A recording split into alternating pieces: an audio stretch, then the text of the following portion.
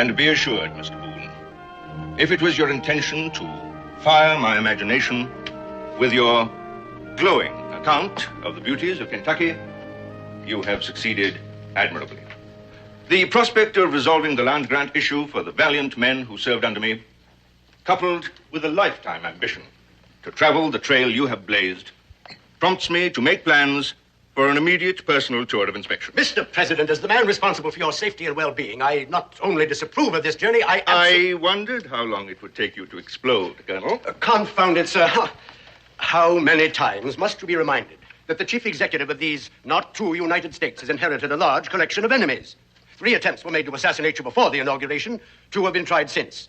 This journey you propose is too great a risk. Kentucky is a wilderness. Was a wilderness, Colonel, until Boone opened the way for its colonization. As you are aware, he served under me before. I have the utmost faith in his loyalty, and I shall look forward to meeting this young frontiersman again. Now, where was I? Prompts me to make plans for an immediate personal tour of inspection. Ah, yes. My aide, Colonel James Lamport, will be arriving at the fort 2 weeks from this date.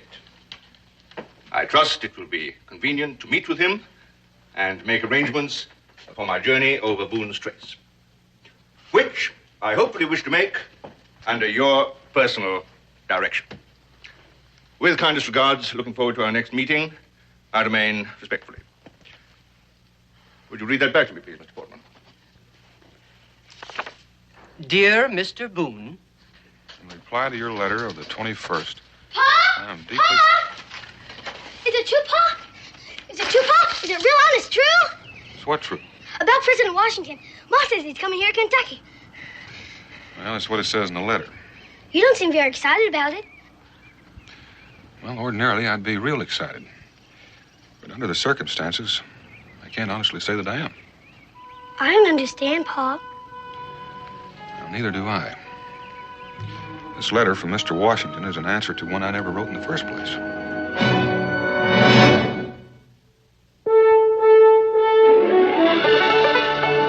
Daniel Boone, what a doer, what a dream come a doer, was Daniel Boone. From his coonskin cap on the top of old Dan to the heel of his rawhide shoe, the rippinest, roaringest, fightingest man the frontier ever knew. Daniel Boone was a man, yes, a big man, and he fought for America to make all Americans free. What a boom, what a doer, what a dream come a doer was he.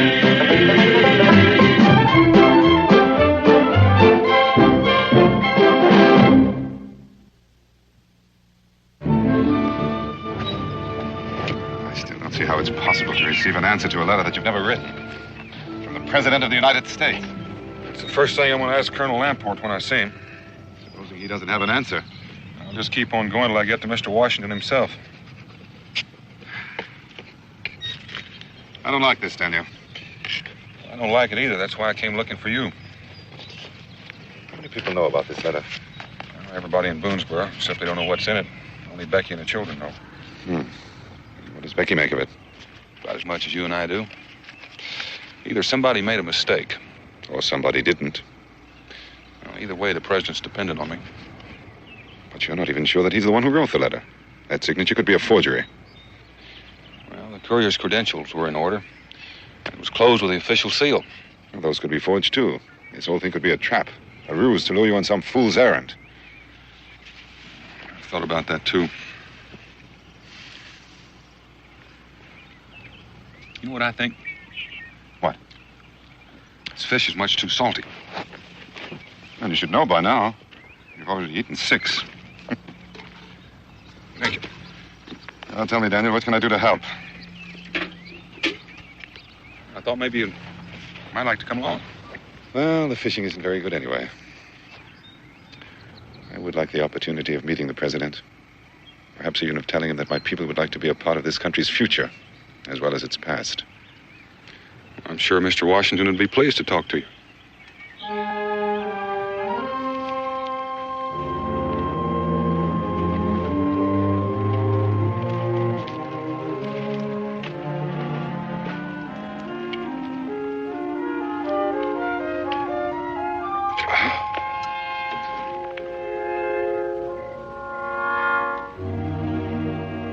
turn, Daniel. I'll get the water.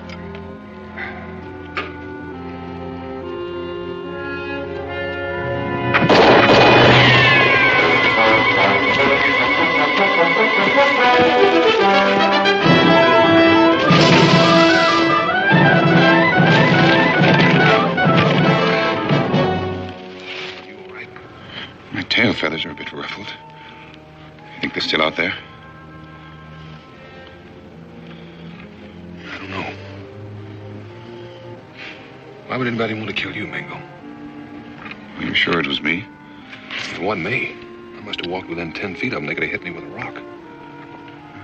Evidently, someone doesn't want me along on this trip.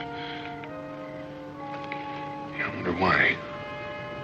I wonder why you received an answer to a letter you didn't write. In any event, I think we'd be safer traveling separately. That makes a lot of sense. Why don't you put all of our extra gear in this hollow log? Where will I meet you?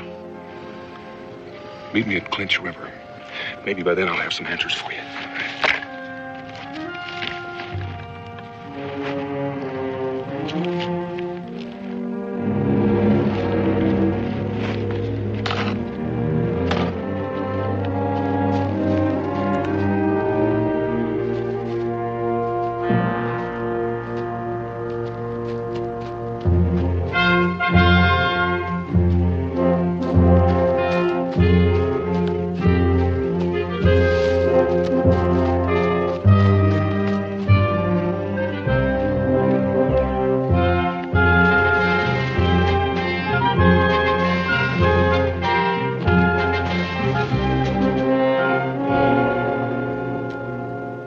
I can't understand it, Colonel. It just doesn't make good sense to me. It may to you, but all I know is I didn't write that letter to Mr. Washington. It does make sense, Mr. Boone. I should have known about it all along, except that up to now, I've had no reason to doubt the authenticity of your letter. I don't follow you. I warned the president not even to consider leaving New York. But, as usual, he paid no attention. He can be a very stubborn man. I reckon it's lucky for the rest of us he is. Otherwise, we could have lost the war. Well, I'll tell him you said that, Mr. Boone. I'm sure it'll please him. But it isn't really an answer to our problem. I'm not sure I know what our problem is. Sir, isn't it quite obvious? There isn't a doubt in my mind that we're face to face with one more plot to assassinate Mr. Washington. You mean it's been tried before? Yes, several times. Oh, naturally, it's been kept quiet, but there is a certain group of men who seem almost dedicated to taking Mr. Washington's life. I can't imagine anybody wanting to kill George Washington. Loyalty, Mr. Boone, is a strange thing. There are people who think we still owe allegiance to the British. Do you know who any of these men are? Unfortunately, no. But the heads of this group are very clever men. That's why the president's letter was sent in your name. They are well aware of his interest in land grants for veterans and his fascination for the wilderness. They figured quite correctly that a letter from Daniel Boone would be delivered to the president in person. That's the part that doesn't seem real smart to me. They had to figure that the president would get suspicious when he found out I didn't write the letter. Well, they probably aren't aware of the president's personal affection for you. They failed to anticipate he'd answer the letter in person, and that is our good fortune. Yeah, I reckon it is. Now that you know what's going on, you can get on back to New York and make sure Mr. Washington stays put. On the contrary, Mr. Boone, the trip will take place as planned. Well, isn't that kind of like setting the president up as a target of a turkey shoot? You mean you don't see it? These people have no way of knowing that you got an answer to a letter you never wrote. They'll carry on just as planned. And that's our opportunity to destroy them once and forever. Seems like a pretty good chance to get the president shot, too. You don't think I'll take that risk? Mr. Washington won't be in the president's carriage. He'll be safely guarded at Mount Vernon, but only you and I will know that. Orderly! Have my horse saddled and brought around to the gate as soon as possible. Yes, sir. You'll forgive my haste, Mr. Boone, but there are details to be taken care of, and I'll need your help. Speaking of help, Colonel, I've got a friend who knows the country as only an Indian can. His name is Mingo, mother Cherokee Indian, father British, educated at Oxford. You seem to know a lot about me and my friends, Colonel. Most important part of my job. Well, maybe you can tell me why somebody tried to kill Mingo on the way here. He was traveling with you? Up to a point. Then I assume he knows of Mr. Washington's projected journey to Kentucky. They read the letter. That's most unfortunate, but I suppose it can't be helped. You have objections. Listen to me, Mr. Boone. One of the would-be assassins we took in a while back was a half-breed. Maybe that explains the attempt on Mingo's life. I don't like the word half-breed, Colonel. Neither do I, Mr. Boone. A man's origin has nothing to do with whether he's good or bad. We agree on that. But you can understand my hesitancy. Oh, I have no real objection, Mr. Boone. Only that I don't see his value on this preliminary trip. When the president does make the journey, his advice will be more than welcome. Mingo will be real pleased to hear that. What's this about a preliminary excursion? If you'll walk along with me, Mr. Boone, my horse should be ready by now.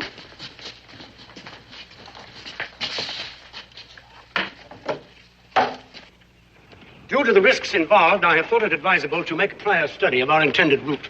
In order to accomplish that, I've added several new men to my staff. For security reasons, only one of them will make himself known to you. That man is already on his way to Clinch River to work with you on preparations for the president's safety. Until my arrival, he will be in charge, unless you object to that arrangement. Well, there's no objections, Colonel. It sort of works a little outside of my line anyway. Good. He'll need your help in choosing campsites and plotting danger points along the way. Places where the carriage might be forced to stop and face an ambush. Well, how will I find this man? He'll find you. Here's a copy of his orders. He'll give you the original to identify himself along with his other credentials. What if he asks me for my credentials? I hardly think you'll need them, Mr. Boone. There's only one of you in all Kentucky, and if I may say so, you are rather unmistakable. Well, it's just one more question, Colonel. What if folks get curious about this trip? That possibility has already been considered. You'll simply be acting as a guide in a land survey. You have worked in that capacity before, I believe? Yes, sir. All right, then, until we meet again, a safe journey, Mr. Boone. Same to you, sir.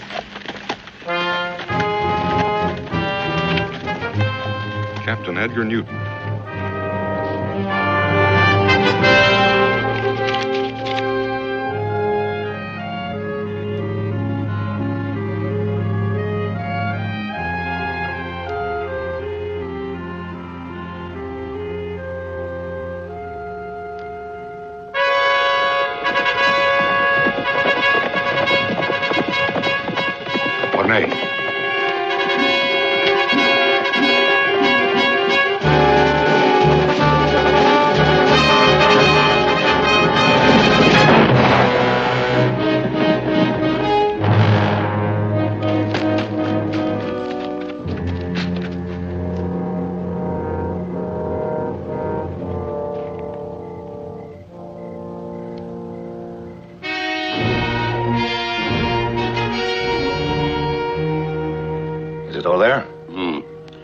Credentials and a copy of his orders. Enough to convince Boone that he's dealing with a real Edgar Newton. May he rest in peace. Unless somebody in Clinch River knew him. Or knew Telford before. No. Newton came from up in New York State. Telford's been in England for the past 10 years. I don't think anyone will notice a substitution.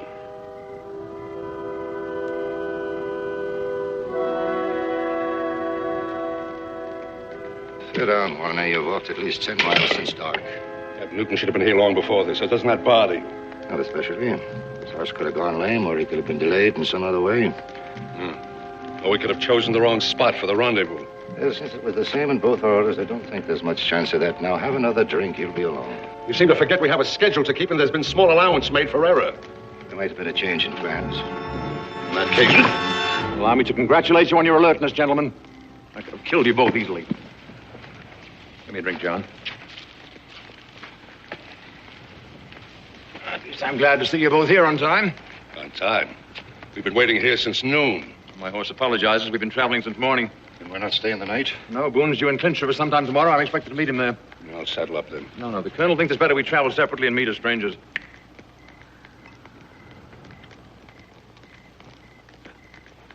You always had poor taste in rum, John, but I suppose it's warming. To your health, gentlemen. And to the death of Washington.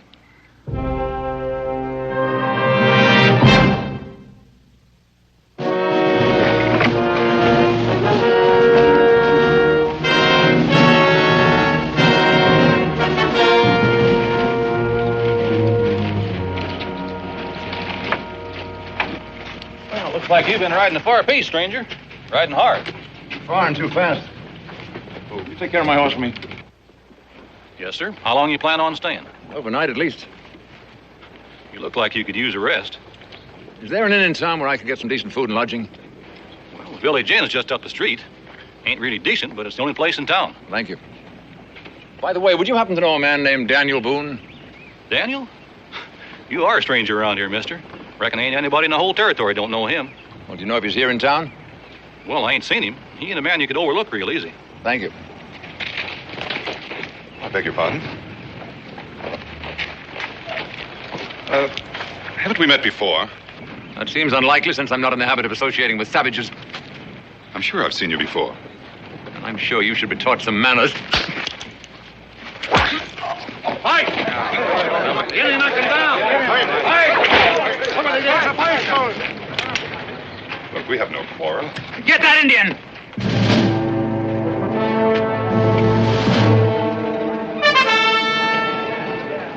I'll teach you to insult a white man.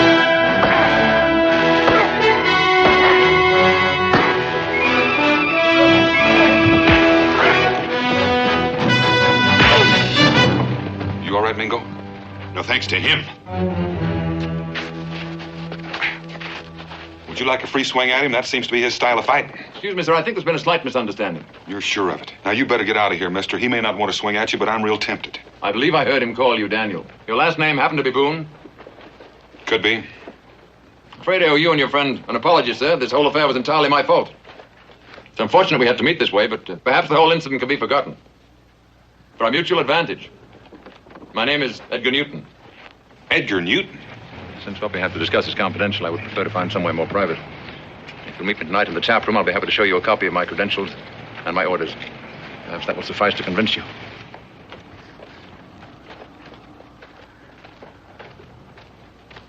That's too easy, Daniel. Well, he's one of Colonel Lamport's aides. I'm supposed to guide him over the trace in preparation for the president's arrival. Oh. In that case, I'm afraid I owe you an apology. What for? Well, by defending me, I'm afraid you've made an enemy. I don't know, Daniel. Somehow, I just don't trust you, Mr. Newton. I can't say that I blame you. Well, Where are you going? back where I belong. Well, why should I stay here? Don't tell me I've been invited on your little scouting expedition. Well, you weren't exactly invited, but Colonel Lampert said he didn't object to your going along. Well, that's very kind of the Colonel, but I don't think I'd like to travel with Mr. Newton. Let this be your expedition.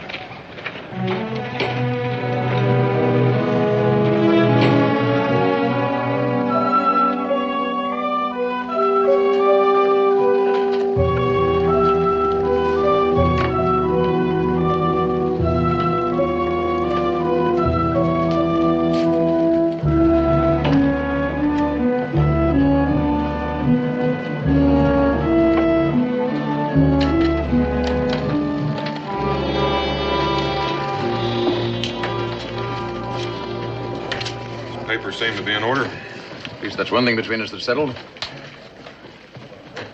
Now, about this afternoon's unfortunate affair. I trust this won't affect your enthusiasm for this mission, Mr. Boone. I was asked to work with you. I don't have to like you. At least you're honest. I admire that. As long as you and I know where we stand, we can get along. But as for your savage friend... Mingo. Unfortunately, I don't like Indians.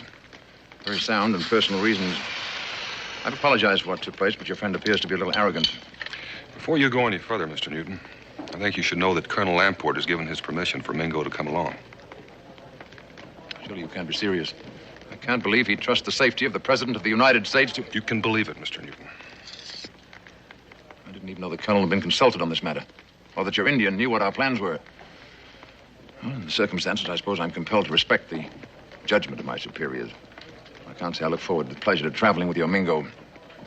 Mr. Newton, he felt the same way about you. He's already gone. Gone where? Back to his tribe, maybe? Gone hunting? He didn't say. I'm not sure I like that. You're a hard man to please. First, you're unhappy because he's with us, and now you're unhappy because he's gone. This was supposed to be a secret mission, Mr. Boone. It appears it's no longer secret. You don't have to worry about Mingo. I'm going to turn in. I've arranged for horses and supplies. If it's agreeable to you, we'll leave at sunup. It's agreeable.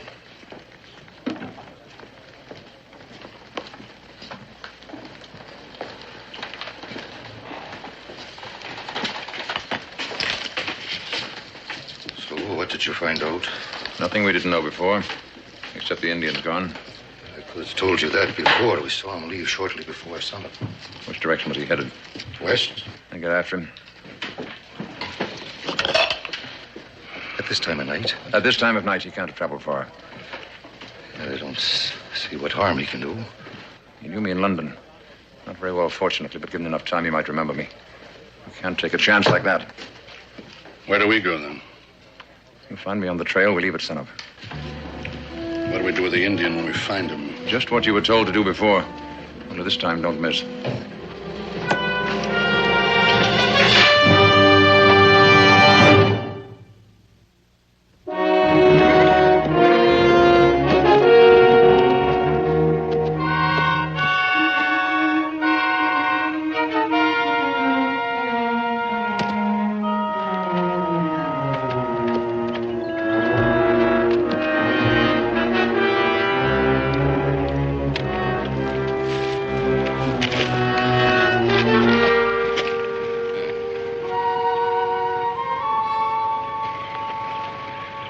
Sort of careless of him, isn't it? Making all that smoke. Well, he's got no reason to think anyone's looking after him. Could be a trap. Let's go see. Huh? Yeah.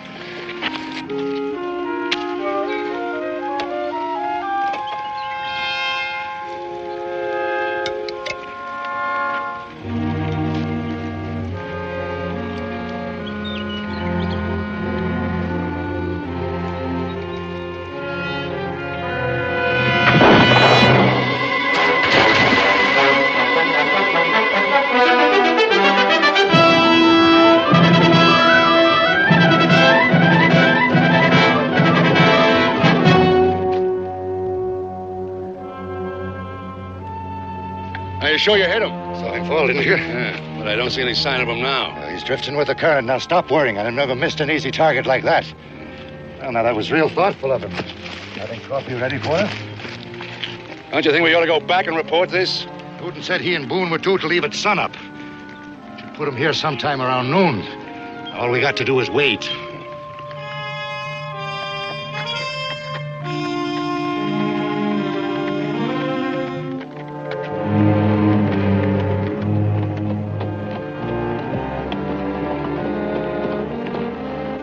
Roughly speaking, this is the beginning of the trace. One direction takes you into Charleston, the other through the Gap. Well, according to my chart, that puts us 65 or 70 miles from our destination. I'd say that was close. Are you sure the president's coach can travel this wilderness without getting trapped in swamp or underbrush? Well, it's not exactly a post road, but it's passable. How long do you think the trip will take? 2 days, fast traveling. Well, in the circumstances, I think fast traveling might be advisable. Uh-huh. Our only problem is to find the places where he might be vulnerable to attack and to pick a campsite for an overnight stop. I'd be glad to mark those on a map. Save you trouble in taking the trip. There's no offense intended, Mr. Boone, but I prefer to see them for myself. I am responsible for their safety.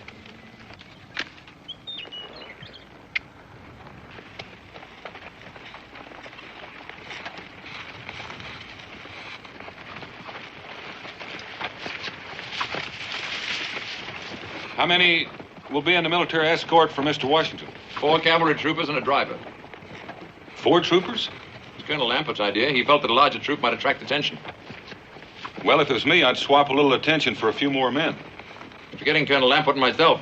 Also the men who are working under me. How many's that? I'd prefer to keep that a secret, Mr. Boone, even from you. Shall we proceed?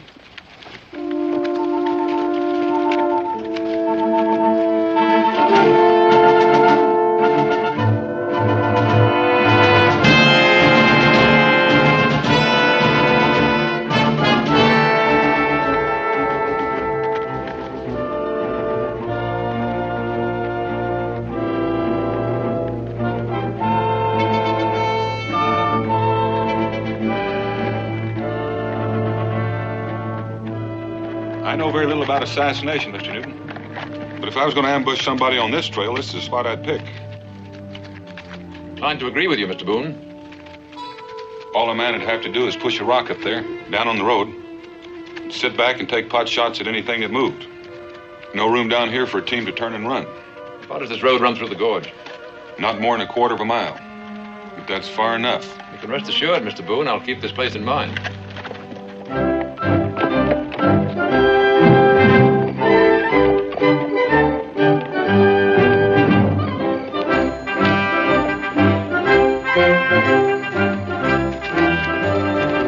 Sergeant, post your men.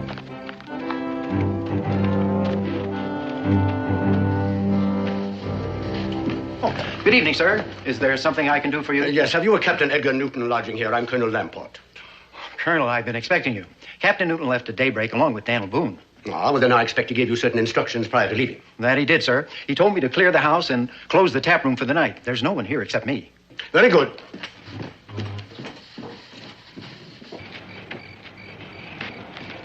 President, your lodgings are ready.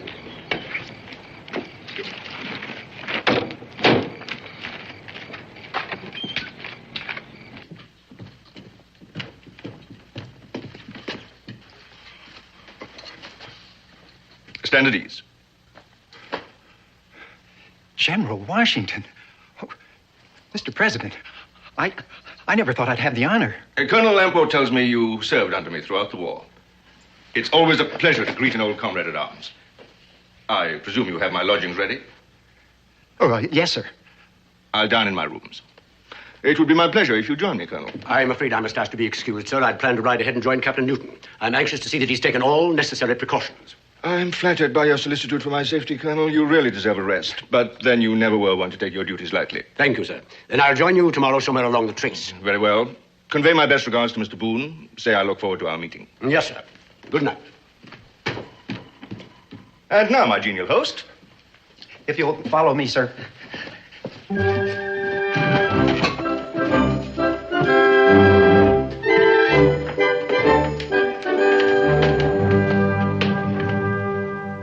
So this is the spot you've chosen for our overnight stop. It's about halfway to where we're going. It's as safe a place as I know offhand. With the bluff back behind us that protects us from above, there's only one way to get in.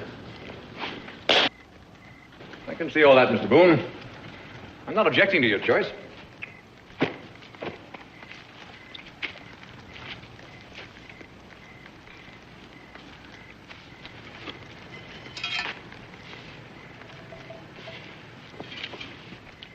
Expecting someone? No, I just thought it was rather late. Perhaps we should get some sleep. I'm willing. Before we do, why don't you call your dogs in? What do you mean by that? They've been two men tailing us since noon. Since they're no friends of mine, I figured they belonged to you. You're a very observant man, Mr. Boone. Reports of your woodsmanship were not exaggerated. John, Mornay, come on down.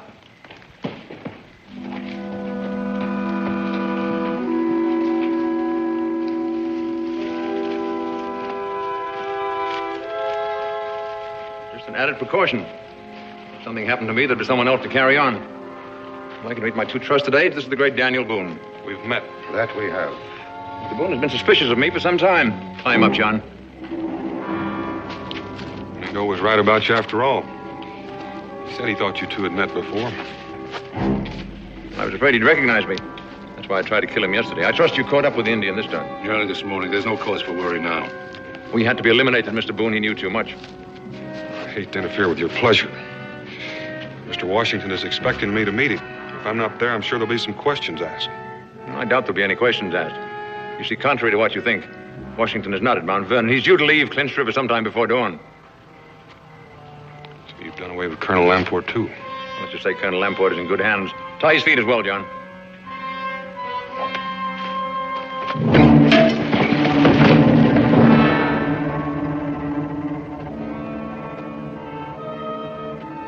I don't think he'll cause us any further trouble. Tie him up, John, and I suggest this time you gag him. I don't think anyone will be traveling this road tonight, but we can't afford to take chances. You're not leaving. For the present, yes. It's important that the stage is set properly. Tomorrow he'll be found at the scene of the assassination, having died bravely in the defense of Washington. I'll bring up the horses, Mornay. I'm sure you prefer to die a hero, Mr. Boone. It'll be my pleasure to give you that opportunity.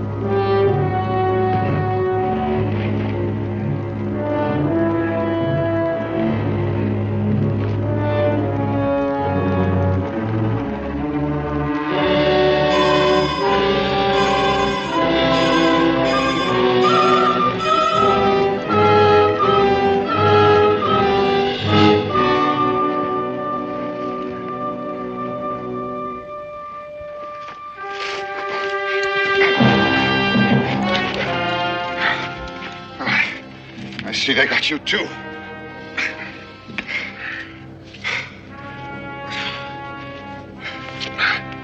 You were dead. This is about as close as I care to come.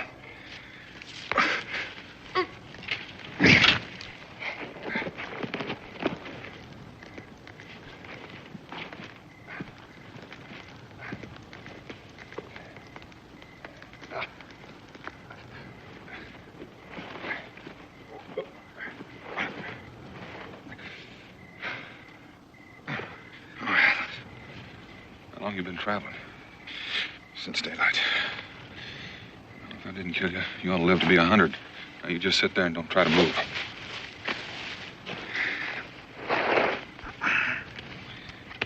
What does all this mean, Daniel? It means we've been tricked. Washington's going to leave Clinch River in the morning. They're going to kill him on the road. What about Newton? Just bait for me, and I was fool enough to take it.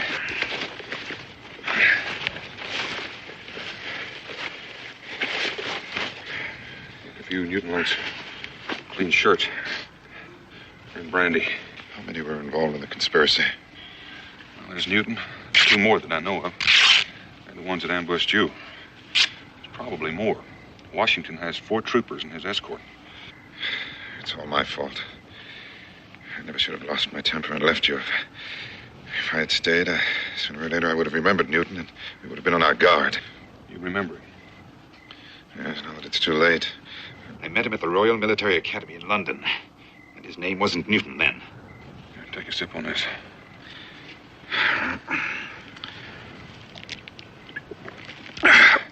This may burn a little. Stains a little bit, don't it? Oh, it's not the pain, Daniel. It just seems a waste of good brandy.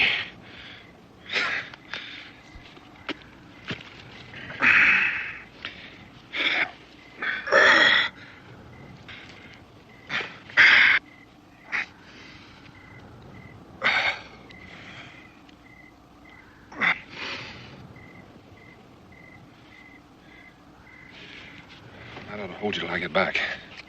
Get back? From where? Clinch River. I've got to stop that coach. Well, that's almost 30 miles from here. You better hurry, Daniel. The sun will be up in a few hours. Where is this ambush to take place? I guess it'd be the Rocky Gorge. I'm afraid I laid it out for Newton. There's not much time. Don't waste any more time here with me. I'll be fine.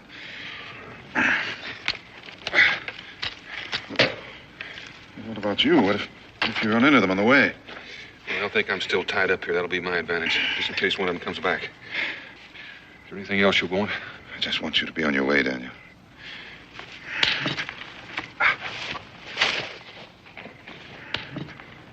Godspeed.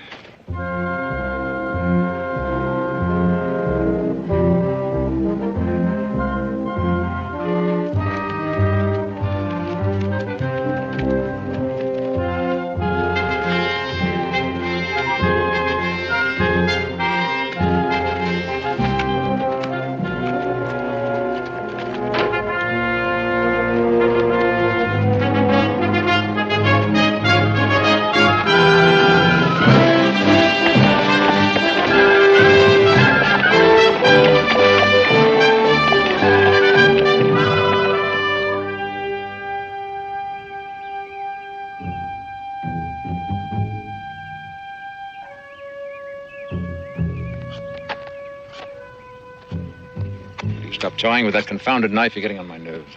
I beg your pardon. It's not every day I wait around to murder a president. Man's got to get used to that. And I object to your use of the word murder. Call it anything you want. It all comes down to the same thing.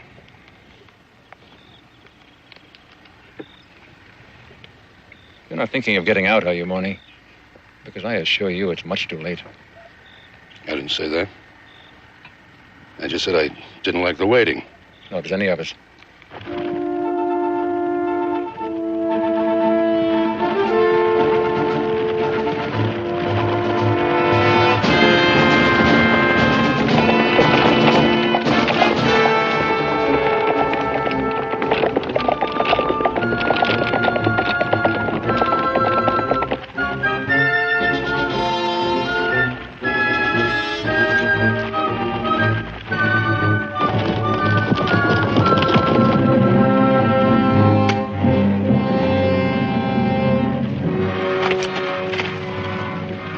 They're coming. How far away? I make it about a mile. You and Marty better get to your posts. Yes, sir. Just shoot straight. Want those two advance guards down, and don't block the road too soon.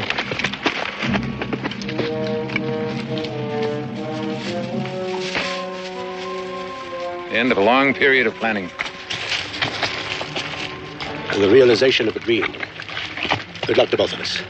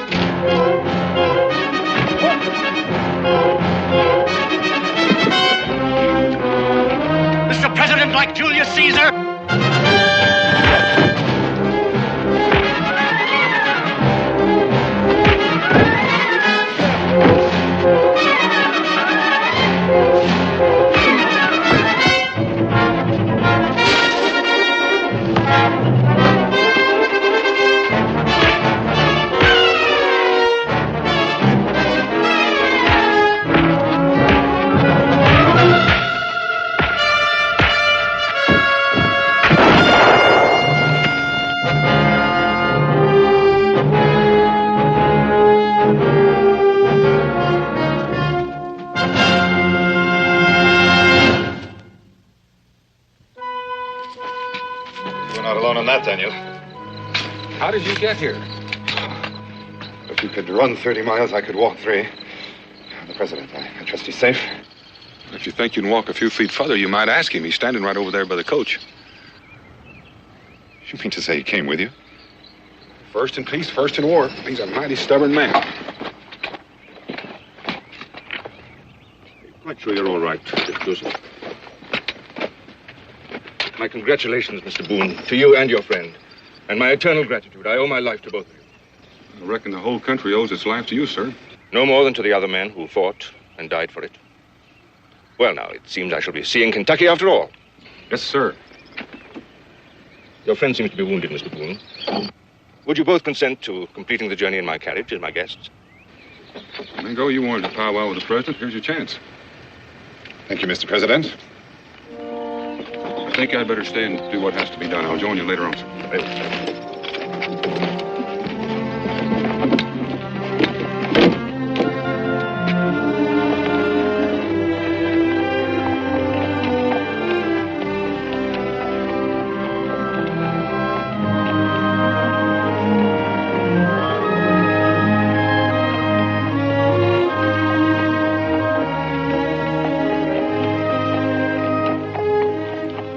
Dark and bloody ground.